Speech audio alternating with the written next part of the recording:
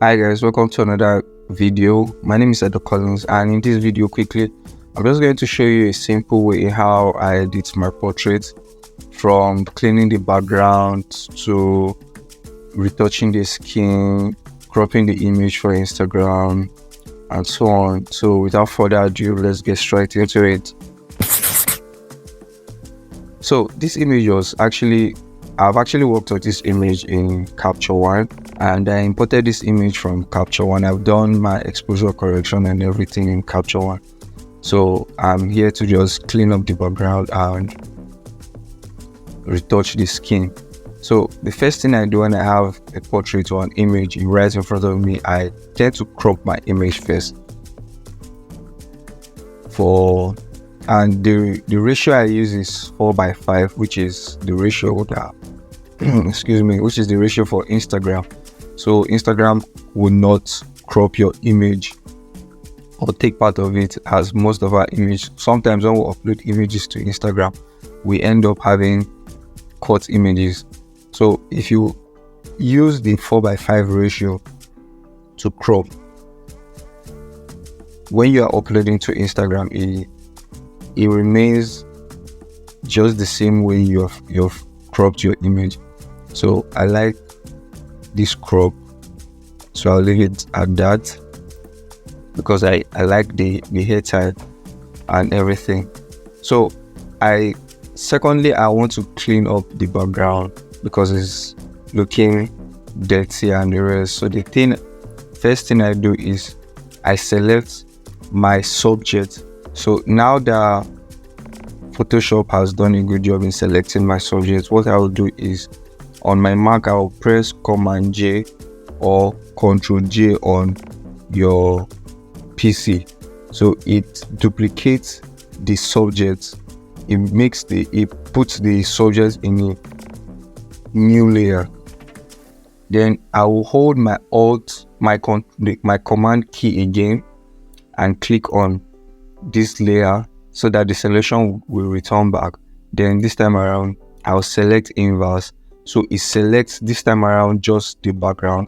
Then I'll come to the down layer and Command J or Control J again, so it selects only the background layer. So this time around I will also want to reduplicate this, still clicking Command J. Now the reason is simply that because since I do this before retouching, when I'm retouching, it's going to have, if I don't duplicate this layer, I'm going to have issues around the borders of the image and sometimes even down to the image, the subject itself. So I tend to always duplicate this, so I will merge these three when I'm done. So I'll come to this background layer, I'll go to filter, go to blur, Gaussian blur. Then I had already cleaned up a background previously, that's why this is set to 100, but I always set my radius to 100. 100 makes it clean. So if I turn this off, you see the difference. This is the before and this is the after. You now see how clean the background is looking without affecting our subject, and it's because our subject layer is on top. If I turn this off, you will now see that the blur, because of the radius we use, has affected the main. So if we had not duplicated the subject before or bringing our subject layer up, even if I bring the subject layer and below, you see it doesn't have any effect. So always remember that when you are duplicating or when you want to clean your background, your subject layer should be on top of your background layer, because that's what's outside. So after that, I'll select these three and merge it. Merge is Command or Control E on Command E on your PC or your Mac, or Control E on your PC. So now that I've cleaned my background, I'll go straight into retouching. So I use the Beauty retouching panel to retouch and do most of my retouching work. While this is loading up, let's pick our healing brush and just pick out some blemishes. Spot healing brush, pick out some of these blemishes. most times I don't like using the spot healing brush because when it replaces or repairs the skin, it tends to damage some parts most times.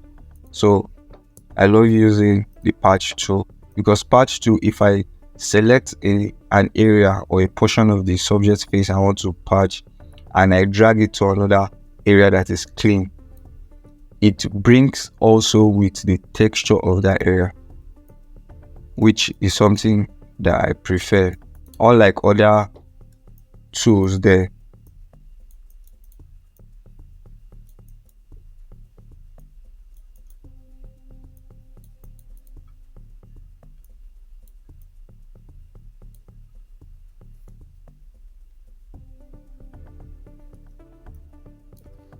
So moving on, we'll clear our frequency separation. Then for this image, I like her texture. I'm going to use 2.5 as my radius. Click OK. Pick my mixer brush tool.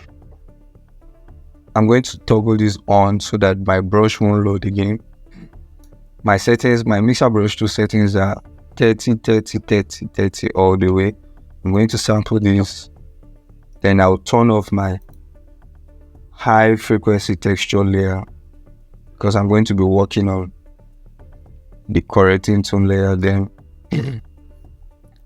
Now, this part of retouching, I always tell people around me that one of the things you do to make your work neat is that you shouldn't zoom all the way in your image when you retouch. No, make sure your image, I like to leave it at a percentage of 25. If you look down here, you'll see this. I like to leave it at 25. It gives me a fair average fairness of how the face, the structure of the face looks like, and that's one of the things you want to keep when you're retouching.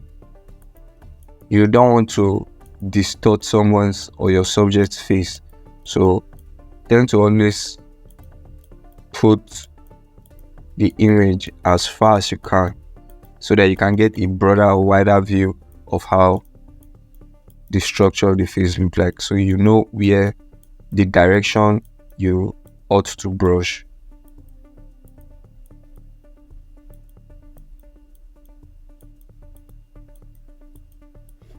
I'll go this on, see what we're doing.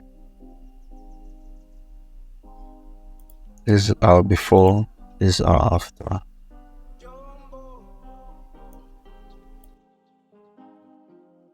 So which is on.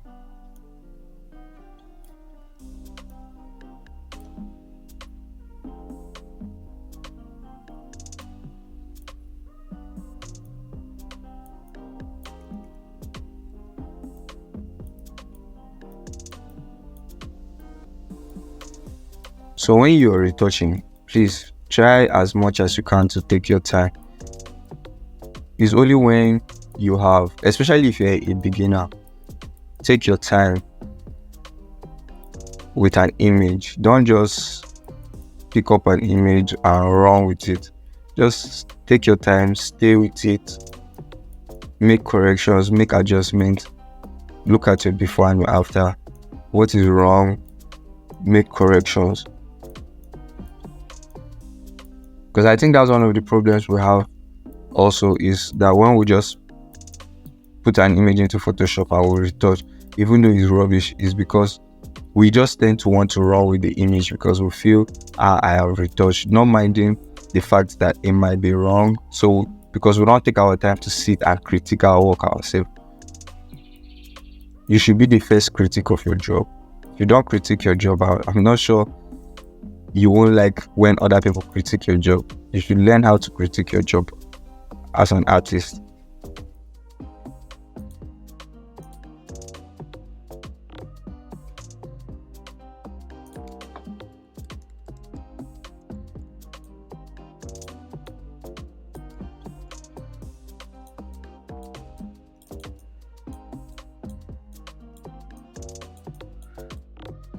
So I'm trying to make sure that I don't distort her face. Everything I do is minimal.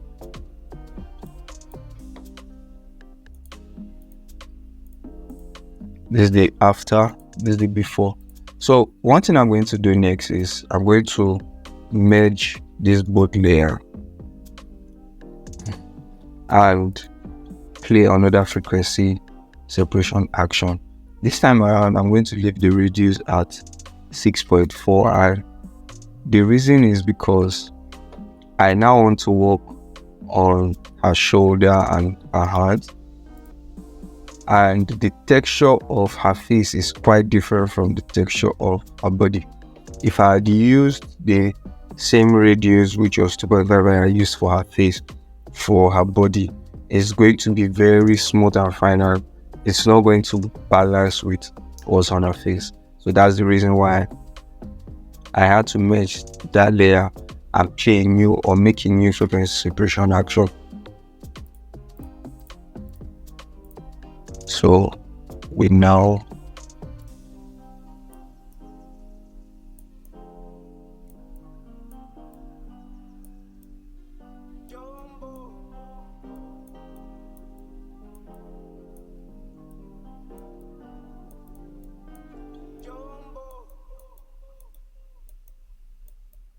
gently as you can, you just stroke your brush.